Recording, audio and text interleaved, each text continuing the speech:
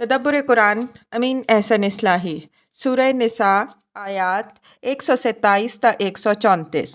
آگے کا مضمون اسلامی معاشرہ کی تاسیس، تنظیم اور تطہیر سے متعلق جو باتیں اصولی تھیں وہ اوپر والی آیات پر تمام ہوئیں۔ اب آگے کا حصہ سورہ کے آخر تک خاتمہ سورہ کی حیثیت رکھتا ہے۔ اس میں پہلے بعض سوالات کے جواب دیے ہیں جو اسی سورہ کی آیات 2 سے 4 میں بیان کردہ احکام سے متعلق بعد میں پیدا ہوئے۔ اس کے بعد آخر سورہ تک مسلمانوں کو، منافقین کو اور اہل کتاب کو خطاب کر کے آخری تنبیہ کی نوعیت کی نصیحتیں فرمائی ہیں۔ یہ سوالات بعد میں پیدا ہوئے، اس وجہ سے ان کے جواب سورہ کے آخری باب کے ساتھ رکھے گئے تاکہ یہ واضح ہو سکے کہ یہ بعد میں نازل ہوئے ہیں۔ اس سے احکام کی حکمت سمجھنے میں رہنمائی ملتی ہے۔ زیر بحث مجموعہ آیات کو سمجھنے کے لیے آیات 2 سے 4 پر ایک نظر پھر ڈالیے۔ وہاں یتامہ کی مصلحت اور بہبود کے پہلو سے ان کی ماؤں سے نکاح کرنے کی اجازت دی گئی ہے، تو اس کے ساتھ 4 کی قید اور ادائے مہر اور عدل کی شرط لگی ہوئی ہے۔ معلوم ہوتا ہے مہر اور عدل دونوں ہی چیزوں سے متعلق لوگوں کے اندر سوالات پیدا ہوئے۔ مہر سے متعلق یہ کہ جن عورتوں سے نکاح انہی کے یتیم بچوں کی مصلحت سے کیا جائے، انہیں مہر ادا کرنے کی پابندی ایک بھاری مشقت ہے جس کو اولیاء برداشت نہیں کر سکیں گے۔ اسی طرح اگر عدل کا مفہوم قلبی میلان اور ظاہری سلوک دونوں میں کامل مساوات ہے تو یہ بھی ممکن نہیں ہے۔ ایک شخص نے اپنی ایک پسندیدہ بیوی رکھتے ہوئے اگر ایک عورت سے صرف اس خیال سے نکاح کیا ہے کہ اس کے یتیم بچوں کی تربیت اور اس کے حقوق کی نگہداشت میں سہولت ہو جائے گی، تو یہ کس طرح ممکن ہے کہ وہ اپنی چہیتی بیوی اور اس دوسری بیوی دونوں سے یکساں محبت اور یکساں سلوک کرے؟ قرآن نے یہاں ان دونوں سوالوں کا جواب دیا ہے۔ پہلے سوال کا جواب یہ دیا ہے کہ اگر ایک شخص ایک عورت کو پسند نہیں کرتا تو اس سے نکاح ہی کیوں کرے؟ اگر پسند کر کے نکاح کرے تو پھر مہر ادا کرے، لیکن ساتھ ہی یہ بات بھی واضح فرما دی کہ مہر کا معاملہ اصلاً عورت کا معاملہ ہے۔ اگر وہ اپنی مصلحت کے تحت اپنے شوہر سے کوئی سمجھوتا کر لے تو اس کا اس کو اختیار ہے اور یہی بہتر ہے۔ ویسے مرد کے شایان شان بات یہ ہے کہ وہ دبے ہوئے کو دبانے کے بجائے احسان اور تقویٰ کی راہ اختیار کرے۔ دوسرے سوال کا جواب یہ دیا ہے کہ عدل سے مراد یہ نہیں ہے کہ قلبی میلان اور ظاہری سلوک بالکل کانٹے کی تول برابر برابر ہو۔ اس طرح کا عدل کوئی پوری نیک نیتی سے کرنا چاہے تو بھی نہیں کر سکتا۔ مطلوب جو چیز ہے وہ یہ ہے کہ ظاہری سلوک و معاملات میں روش ایسی رہے کہ دونوں کے حقوق ادا ہوتے رہیں۔ یہ نہ ہو کہ ایک بیوی بالکل معلقہ بن کر رہ جائے، نہ اسے دل کی محبت حاصل ہو، نہ ظاہر کا سلوک، نہ بیوی رہے نہ معلقہ۔ اس کے بعد بانداز تنبیہ نصیحت فرمائی ہے کہ آسمان و زمین میں جو کچھ ہے سب خدا کا ہی ہے۔ اس نے اہل کتاب کو بھی اپنے حدود کی پابندی کی ہدایت فرمائی ہے اور اسی کی ہدایت وہ تمہیں بھی کر رہا ہے۔ اگر تم ان کی پابندی کرو گے تو اپنا بناؤ گے، اگر نافرمانی کرو گے تو خدا کا کچھ بھی نہ بگاڑو گے۔ خدا سب سے بے نیاز اور ستودہ صفات ہے۔ اگر وہ چاہے تو تم سب کو فنا کر دے اور تمہاری جگہ دوسروں کو بخش دے۔ وہ ہر چیز پر قادر ہے۔ جو دنیا ہی کے طالب بنتے ہیں وہ دنیا میں سے جتنا مقدر ہوتا ہے اتنا پاتے ہیں، اور جو آخرت کے طالب بنتے ہیں تو خدا کے پاس دنیا اور آخرت دونوں کے خزانے ہیں۔ اس روشنی میں آگے کی آیات تلاوت فرمائیے۔ اعوذ باللہ من الشیطان الرجیم، بسم اللہ الرحمن الرحیم۔ وَيَسْتَفْتُونَكَ فِي النِّسَاءِ قُلِ اللَّهُ يُفْتِيكُمْ فِيهِنَّ وَمَا يُتْلَىٰ عَلَيْكُمْ فِي الْكِتَابِ فِي يَتَامَى النِّسَاءِ اللَّاتِي لَا تَأْتُونَهُنَّ مَا كُتِبَ لَهُنَّ وَتَرْغَبُونَ أَن تَنكِحُوهُنَّ وَالْمُسْتَضْعَفِينَ مِنَ الْوِلْدَانِ وَأَن تَقُومُوا لِلْيَتَامَى بِالْقِسْطِ وَمَا تَفْعَلُوا مِنْ خَيْرٍ فَإِنَّ اللَّهَ كَانَ بِهِ عَلِيمًا۔ وَإِنِ امْرَأَةٌ خَافَتْ مِنْ بَعْلِهَا نُشُوزًا أَوْ إِعْرَاضًا فَلَا جُنَاحَ عَلَيْهِمَا أَنْ يُصْلِحَا بَيْنَهُمَا صُلْحًا وَالصُّلْحُ خَيْرٌ وَأُحْضِرَتِ الْأَنْفُسُ الشُّحَّ وَإِن تُحْسِنُوا وَتَتَّقُوا فَإِنَّ اللَّهَ كَانَ بِمَا تَعْمَلُونَ خَبِيرًا وَلَن تَسْتَطِيعُوا أَن تَعْدِلُوا بَيْنَ النِّسَاءِ وَلَوْ حَرَصْتُمْ فَلَا تَمِيلُوا كُلَّ الْمَيْلِ فَتَذَرُوهَا كَالْمُعَلَّقَةِ وَإِن تُصْلِحُوا وَتَتَّقُوا فَإِنَّ اللَّهَ كَانَ غَفُورًا رَحِيمًا وَإِن يَتَفَرَّقَا يُغْنِ اللَّهُ كُلًّا مِّن سَعَتِهِ وَكَانَ اللَّهُ وَاسِعًا حَكِيمًا وَلِلَّهِ مَا فِي السَّمَاوَاتِ وَمَا فِي الْأَرْضِ وَلَقَدْ وَصَّيْنَا الَّذِينَ أُوتُوا الْكِتَابَ مِن قَبْلِكُمْ وَإِيَّاكُمْ أَنِ اتَّقُوا اللَّهَ وَإِن تَكْفُرُوا فَإِنَّ لِلَّهِ مَا فِي السَّمَاوَاتِ وَمَا فِي الْأَرْضِ وَكَانَ اللَّهُ غَنِيًّا حَمِيدًا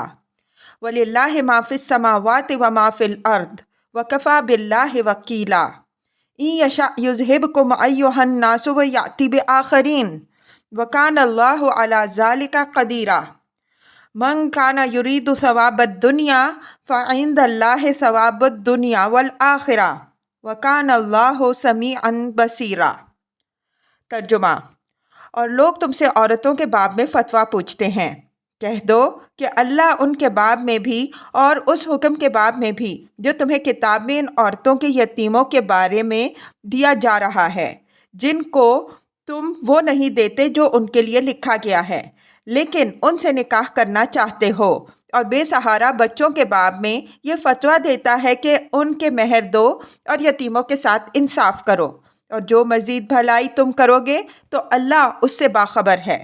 اور اگر کسی عورت کو اپنے شوہر سے بیزاری یا بے پرواہی کا اندیشہ ہو تو اس بات میں کوئی حرج نہیں کہ دونوں آپس میں کوئی سمجھوتا کر لیں، اور سمجھوتا ہی بہتر ہے۔ طبیعتوں میں حرص رچی بسی ہوئی ہے، اور اگر تم حسن سلوک کرو گے اور تقوی اختیار کرو گے تو جو کچھ تم کرو گے اللہ اس سے باخبر ہے۔ اور تم پورا عدل تو بیویوں کے درمیان کر ہی نہیں سکتے، اگرچہ تم اس کو چاہو بھی، تو یہ تو نہ ہو کہ بالکل ایک ہی کی طرف جھک پڑو کہ دوسری کو بالکل معلقہ بنا کر رکھ دو۔ اور اگر تم اصلاح کرتے رہو گے اور خدا سے ڈرتے رہو گے تو خدا بخشنے والا اور مہربان ہے۔ اور اگر وہ دونوں جدا ہو جائیں تو اللہ ان میں سے ہر ایک کو اپنی وسعت سے بے نیاز کر دے گا۔ اللہ بڑی سمائی رکھنے والا اور حکیم ہے۔ اور اللہ ہی کا ہے جو کچھ آسمانوں میں ہے اور جو کچھ زمین میں ہے۔ اور تم سے پہلے جن کو کتاب دی گئی ہم نے انہیں بھی ہدایت کی، اور تم کو بھی، کہ اللہ سے ڈرتے رہو، اور اگر تم کفر کرو گے تو یاد رکھو کہ اللہ ہی کا ہے جو کچھ آسمانوں میں ہے اور جو کچھ زمین میں ہے، اور اللہ بے نیاز ستودہ صفات ہے۔ اور اللہ ہی کا ہے جو کچھ آسمانوں میں ہے اور جو کچھ زمین میں ہے، اور بھروسے کے لیے اللہ کافی ہے۔ اگر وہ چاہے تو تم سب کو فنا کر دے اے لوگوں، اور دوسروں کو لائے۔ اللہ اس چیز پر قادر ہے۔ جو دنیا کے صلے کے طلبگار رہے تو اللہ کے پاس دنیا اور آخرت دونوں کا صلہ موجود ہے، اور اللہ سننے والا اور دیکھنے والا ہے۔ الفاظ کی تحقیق اور آیات کی وضاحت۔ وَيَسْتَفْتُونَكَ فِي النِّسَاءِ قُلِ اللَّهُ يُفْتِيكُمْ فِيهِنَّ وَمَا يُتْلَى عَلَيْكُمْ فِي الْكِتَابِ فِي الْيَتَامَى النِّسَاءِ اللَّاتِي لَا تُؤْتُونَهُنَّ مَا كُتِبَ لَهُنَّ وَتَرْغَبُونَ أَن تَنكِحُوهُنَّ وَالْمُسْتَضْعَفِينَ مِنَ الْوِلْدَانِ أَن تَقُومُوا لِلْيَتَامَى بِالْقِسْطِ وَمَا تَفْعَلُوا مِنْ خَيْرٍ فَإِنَّ اللَّهَ كَانَ بِهِ عَلِيمًا۔ وَيَسْتَفْتُونَكَ فِي النِّسَاءِ، اور وہ تم سے عورتوں کے بارے میں فتویٰ پوچھتے ہیں، میں اسی طرح کا اجمال ہے جس طرح کا اجمال وَيَسْأَلُونَكَ عَنِ الْأَحِلَّةِ، اور وہ تم سے اشہر حرم کے بارے میں سوال کرتے ہیں میں ہے۔ وہاں ہم بیان کر آئے ہیں کہ قرآن میں لوگوں کے سوال بالعموم نہایت اجمال کے ساتھ بیان ہوتے ہیں، اور یہی طریقہ قرین بلاغت ہے۔ جب جواب سے سوال کی نوعیت خود واضح ہو جاتی ہے تو سوال کے نقل کرنے میں طول کلام کی کیا ضرورت باقی رہی۔ وما یتلا علیکم فی الکتاب کا عطف فی ہنہ کی ضمیر مجرور پر ہے، اور الکتاب سے مراد قرآن ہے، اور یہاں اشارہ ہے اسی سورہ کی آیت 2 سے 4 کی طرف جن میں بیان کردہ حکم سے متعلق ہی سوالوں کے یہاں جواب دیے گئے ہیں، یعنی اللہ عورتوں کے متعلق سوال کا جواب بھی دے رہا ہے اور اس حکم سے متعلق بھی جو تمہیں اسی سورہ کے ابتدائی آیات میں سنایا گیا ہے۔ یتلا حال کا صیغہ تصویر حال کے لیے ہے، اس لیے کہ اس وقت یہ آیتیں زیر تعلیم بھی تھیں اور ہر حلقے میں زیر بحث بھی۔ فی یتامی النساء اللاتی لا تؤتونہن ما کتب لہن وترغبون ان تنکحوہن والمستضعفین من الولدان۔ یہ ان آیات میں بیان کردہ حکم کی طرف اجمالی اشارہ ہے، یعنی یہ فتویٰ اس حکم کے بارے میں ہے جو تمہیں ان عورتوں کے یتیم بچوں کے بارے میں دیا گیا ہے، جن عورتوں کو تم ان کا حق تو دینے کے لیے تیار نہیں ہو لیکن ان سے نکاح کرنے کے خواہش مند ہو۔ اس سے ضمناً یہ بات بھی نکل آئی ہے کہ وَإِنْ خِفْتُمْ أَلَّا تُقْسِطُوا فِي الْيَتَامَىٰ فَانكِحُوا مَا طَابَ لَكُم مِّنَ النِّسَاءِ اور وَآتُوا النِّسَاءَ صَدُقَاتِهِنَّ میں النساء سے مراد یتیموں کی مائیں ہیں، جیسا کہ ہم نے اختیار کیا ہے۔ اور یہ اشارہ بھی نکلا کہ لوگ یتیموں کی مصلحت سے ان سے نکاح تو کرنا چاہتے تھے لیکن مہر اور عدل کی شرط ان پر شاق تھی۔ ما کتب لہن کے معنی ہیں جو ان کے لیے خدا کی طرف سے ٹھہرائی گئی ہے۔ ظاہر ہے کہ جس طرح ان کے معاملے میں مہر کی شرط ضروری قرار دی گئی ہے اسی طرح عدل کی شرط بھی، اس وجہ سے یہ دونوں چیزیں اس کے مفہوم میں داخل ہوں گی۔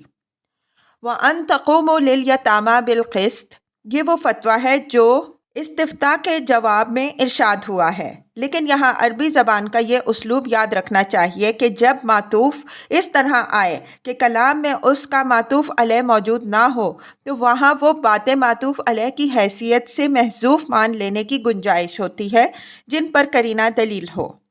اس کی ایک سے زیادہ مثالیں پیچھے گزر چکی ہیں اور آگے بھی اس کتاب میں اس کی نہایت واضح مثالیں آئیں گی۔ یہاں کلام میں کوئی ایسا لفظ موجود نہیں ہے جو وَأَن تَقُومُوا کا معطوف علیہ بن کے آ سکے، اس وجہ سے لازماً یہاں محذوف ماننا پڑے گا اور یہ محذوف سیاق کلام کی روشنی میں معین کیا جائے گا۔ چنانچہ یہاں وَأَن تَقُومُوا سے پہلے یہ مضمون محذوف ہوگا کہ ان عورتوں کو ان کے مہر دو، ان کے ساتھ عدل کا معاملہ کرو، پھر اس کے اوپر وَأَن تَقُومُوا لِلْيَتَامَىٰ بِالْقِسْطِ کا عطف موضوع ہوگا، یعنی اور یتیموں کے لیے عدل کی حفاظت کرنے والے بنو۔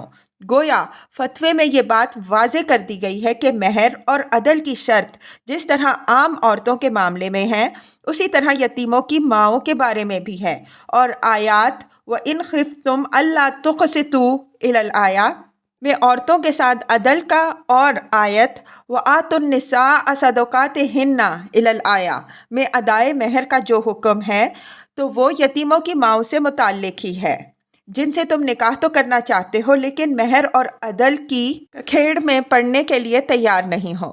اس طرح گویا قرآن نے آیات 3 تا 4 کے اجمال کو کھول دیا ہے اور اس فتوے کے ذریعے سے ان میں دیے ہوئے احکام کو مزید مؤکد کر دیا ہے۔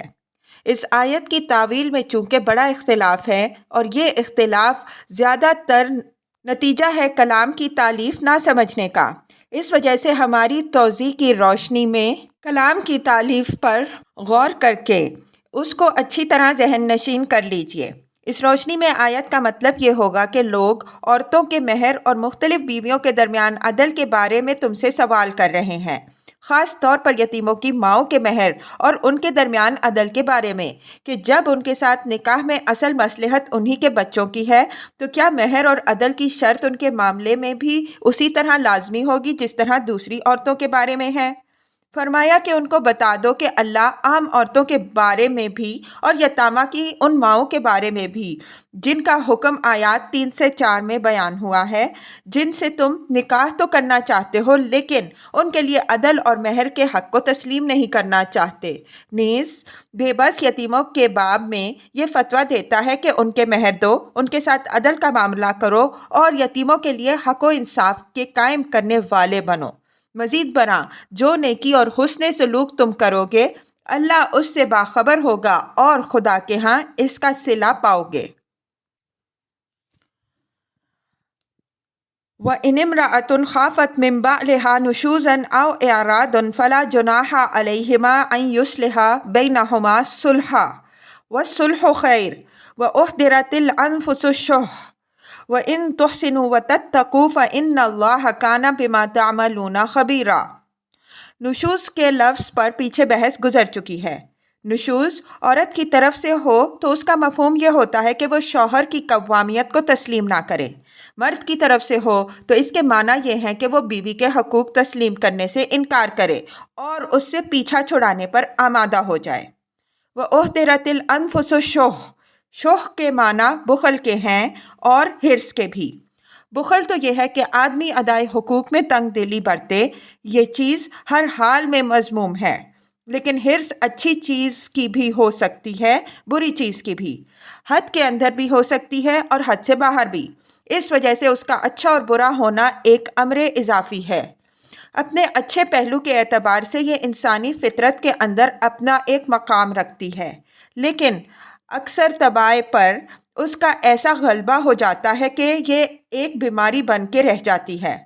احضرت الانفس الشح میں اس کے اسی پہلو کی تعبیر ہے، یعنی مہر اور عدل تو ہر عورت کا ایک حق شرعی ہے، لیکن کسی عورت کو اپنے شوہر کی طرف سے اگر یہ اندیشہ ہو کہ ان پابندیوں کا بوجھ اگر اس نے اس پر لادے رکھا تو وہ اس کو چھوڑ دے گا یا اس سے بے پرواہی برتے گا، تو اس امر میں کوئی حرج نہیں ہے کہ دونوں مل کر آپس میں کوئی سمجھوتا کر لیں، یعنی عورت اپنے حق مہر، عدل اور نان نفقے کے معاملے میں ایسی رعایتیں شوہر کو دے دے کہ قطع تعلق کا اندیشہ رفع ہو جائے۔ فرمایا کہ صلح اور سمجھوتے ہی میں بہتری ہے، اس لیے کہ میاں اور بیوی کا رشتہ ایک مرتبہ قائم ہو جانے کے بعد فریقین کی فلاح اسی میں ہے کہ یہ قائم ہی رہے، اگرچہ اس کے لیے کتنا ہی ایثار کرنا پڑے۔ فرمایا کہ حرص طباع کی عام بیماری ہے جو باہمی تعلقات پر اثر انداز ہوتی ہے، اور اس کا علاج یہی ہے کہ یا تو دونوں فریق ایثار پر آمادہ ہو، اور ایک فریق کا اگر مرض لا علاج ہے تو دوسرا قربانی پر آمادہ ہو۔ غرض رشتہ نکاح کو برقرار رکھنے کے لیے اگر عورت کو قربانی بھی دینے پڑے تو بہتری اس کے برقرار رہنے میں ہی ہے۔ اس کے بعد وَإِن تُحْسِنُوا وَتَتَّقُوا الی الآیہ کے الفاظ سے مرد کو ابھارا ہے کہ ایثار و قربانی اور احسان و تقوی کا میدان اصلاً اسی کے شایان شان ہے۔ وہ اپنی فتوحات اور مردانگی کی لاج رکھے اور عورت سے لینے والا بننے کے بجائے اس کو دینے والا بنے۔ اللہ ہر ایک کے ہر عمل سے باخبر ہے اور ہر نیکی کا وہ بھرپور صلہ دے گا۔ وَلَن تَسْتَطِيعُوا أَن تَعْدِلُوا بَيْنَ النِّسَاءِ وَلَوْ حَرَصْتُمْ فَلَا تَمِيلُوا كُلَّ الْمَيْلِ فَتَذَرُوهَا كَالْمُعَلَّقَةِ وَإِن تُصْلِحُوا وَتَتَّقُوا فَإِنَّ اللَّهَ كَانَ غَفُورًا رَحِيمًا وَإِن يَتَفَرَّقَا يُغْنِ اللَّهُ كُلًّا مِّن سَعَتِهِ وَكَانَ اللَّهُ وَاسِعًا حَكِيمًا۔ اب یہ عدل کا مفہوم واضح فرما دیا کہ جس عدل کو تم ناممکن بتا رہے ہو وہ تمہارا اپنا ذہنی عدل ہے۔ تم یہ سمجھ رہے ہو کہ دل کا لگاؤ اور ظاہر کا سلوک دونوں بالکل برابر برابر مطلوب ہیں، اس وجہ سے یہ بات ناممکن نظر آ رہی ہے۔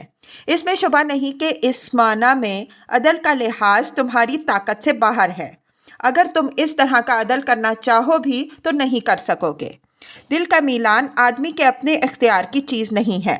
مطلوب جو چیز ہے وہ یہ ہے کہ ایک بیوی کی طرف اس طرح نہ جھک جاؤ کہ دوسری بالکل ادھر لٹکی رہ جائے، بلکہ سلوک اور حقوق میں توازن قائم رکھنے، اور اگر کوئی حق تلفی اور کوتاہی ہو جائے تو اس کی اصلاح اور تلافی کرنے کی کوشش کرو اور خدا سے ڈرتے رہو۔ اصلاح اور تقوی کی اس کوشش کے باوجود اگر کوئی فروگزاشت ہو گئی تو اللہ بخشنے والا مہربان ہے۔ اس کے بعد فرمایا کہ شریعت میں مطلوب تو یہی ہے کہ ازدواجی رشتہ ٹوٹنے نہ پائے، لیکن حالات اگر مجبور ہی کر دیتے ہیں اور دونوں میں علیحدگی ہو ہی جاتی ہے تو بہرحال اصل رزاق اور کارساز میاں اور بیوی دونوں کا اللہ ہے۔ وہ ہر ایک کو اپنے فضل سے مستغنا کر دے گا، وہ بڑی سمائی رکھنے والا اور حکیم ہے۔ مطلب یہ ہے کہ اس رشتے کو قائم رکھنے کے لیے میاں اور بیوی دونوں سے ایثار اور کوشش تو مطلوب ہے، لیکن یہ غیرت اور خودداری کی حفاظت کے ساتھ مطلوب ہے۔ میاں اور بیوی میں سے کسی کے لیے جس طرح اکڑنا جائز نہیں ہے، اسی طرح ایک حد خاص سے زیادہ دبنا بھی جائز نہیں ہے۔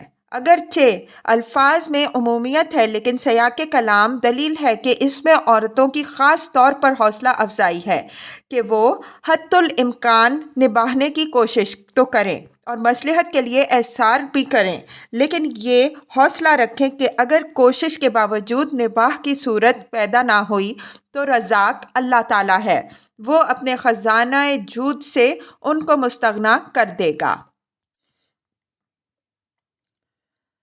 وَلِلَّهِ مَا فِي السَّمَاوَاتِ وَمَا فِي الْأَرْضِ وَلَقَدْ وَصَّيْنَا الَّذِينَ أُوتُوا الْكِتَابَ مِنْ قَبْلِكُمْ وَإِيَّاكُمْ أَنِ اتَّقُوا اللَّهَ وَإِنْ تَكْفُرُوا فَإِنَّ لِلَّهِ مَا فِي السَّمَاوَاتِ وَمَا فِي الْأَرْضِ وَكَانَ اللَّهُ غَنِيًّا حَمِيدًا وَلِلَّهِ مَا فِي السَّمَاوَاتِ وَمَا فِي الْأَرْضِ وَكَفَى بِاللَّهِ وَكِيلًا إِنْ يَشَأْ يُذْهِبْكُمْ أَيُّهَا النَّاسُ وَيَأْتِ بِآخَرِينَ وَكَانَ اللَّهُ عَلَى ذَلِكَ قَدِيرًا من کان یرید ثواب الدنیا فعند اللہ ثواب الدنیا والآخرہ وکان اللہ سمیعا بصیرا۔ ان آیات میں دو باتیں خاص طور پر قابل ذکر ہیں۔ ایک تو یہ کہ للہ ما فی السماوات و ما فی الارض، اور اللہ ہی کا ہے جو کچھ آسمانوں میں ہے اور جو کچھ زمین میں ہے، بار بار دہرایا گیا ہے۔ 2 مرتبہ تو آیت 131 ہی میں اور پھر آیت 132 میں۔ علاوہ ازیں جہاں یہ مضمون چلتا ہے یعنی آیت 126، وہاں بھی بعینیہ یہی ٹکڑا ہے۔ اس مضمون کا بار بار اعادہ بلا سبب نہیں ہے، بلکہ خاتمہ صورت کا مزاج اس کا مقتضی ہوا۔ ہم اوپر اشارہ کر چکے ہیں کہ اس خاتمے میں مسلمانوں کو، منافقین کو اور اہل کتاب کو آخری تنبیہ کی گئی ہے کہ جو ہدایات تمہاری رہنمائی کے لیے ضروری تھیں وہ دلائل کی وضاحت کے ساتھ دے دی گئیں۔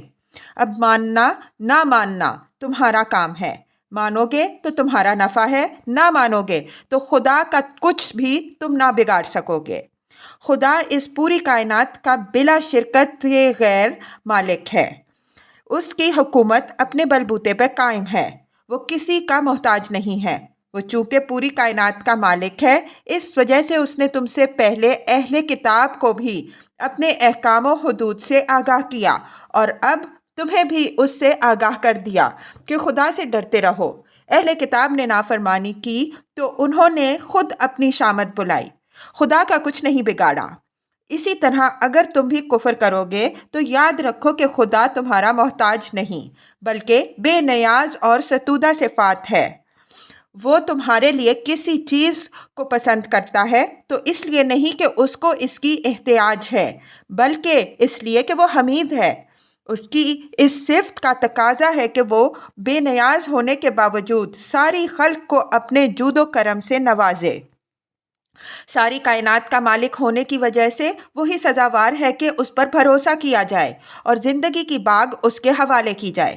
نافرمانی کی صورت میں اگر وہ چاہے تو سب کو فنا کر دے اور اس دنیا میں دوسری مخلوق لا بسائے۔ وہ ہر چیز پر قادر ہے، اس کا ہاتھ کون پکڑ سکتا ہے؟ دوسری قابل غور چیز آیت من کان یرید ثواب الدنیا الی الآیہ میں حذف کا اسلوب ہے۔ ہم پیچھے کسی مقام میں اشارہ کر آئے ہیں کہ عربی کلام میں 2 متقابل اجزاء سے بعض اجزاء کو اس طرح حذف کر دیتے ہیں کہ مذکور جزو محذوف کی طرح خود اشارہ کر دیتا ہے۔ ہمارے نزدیک اس آیت کے محذوفات کھول دیے جائیں تو تالیف کلام یہ ہوگی من کانا یرید ثواب الدنیا فعند اللہ ثواب الدنیا ومن کانا یرید ثواب الآخرہ فعند اللہ ثواب الدنیا والآخرہ۔ پہلے میں سے فعند اللہ ثواب الدنیا کو حذف کر دیا اور دوسرے میں سے ومن کانا یرید ثواب الآخرہ کو۔ اس حذف کی وجہ یہ ہوئی ہے جس کی طرف ہم نے اشارہ کیا کہ مذکور ٹکڑے محذوف ٹکڑوں کی نشاندہی خود کر رہے ہیں۔ مطلب یہ ہے کہ جو دنیا ہی کے صلے کا طالب ہوتا ہے تو دنیا کا مالک بھی خدا ہے، وہ اس میں سے اس کو جتنا چاہتا ہے دیتا ہے، اور جو آخرت کا طالب ہوتا ہے تو اللہ اس کو دنیا میں بھی جو چاہتا ہے دیتا ہے اور آخرت کا صلہ بھی بھرپور عطا فرمائے گا۔ یہ ان لوگوں کو تنبیہ و موعظت ہے جو اپنی دنیاوی مفادات کی خاطر خدا کی شریعت سے فرار اختیار کر رہے ہوں۔ فرمایا جو صرف دنیا کے طالب بنتا ہے تو بہرحال اس میں سے وہ پاتا اتنا ہی ہے جتنا خدا کو منظور ہوتا ہے، اور آخرت سے وہ بالکل محروم ہی رہتا ہے۔ تو آخرت کا طالب کیوں نہ بنے کہ آخرت کا بھرپور صلہ بھی ملے اور دنیا میں سے جو مقدر ہو وہ بھی ملے۔ یہی مضمون بعینیہ آل عمران کی آیات 145 اور 148 میں بھی گزر چکا ہے، اس پر بھی ایک نظر ڈال لیجیے۔ اس کے ساتھ سمیع و بصیر کی صفات کے حوالے سے مقصود اس حقیقت کی یاد دہانی ہے کہ خدا نہ کسی کی دعا و فریاد سے بے خبر ہے، نہ کسی کی احتیاج اور حالت اس سے مخفی ہے، تو آخر انسان اسی سے کیوں نہ چاہے اور مانگے، دوسروں سے کیوں آرزو مند اور دادخواہ ہو۔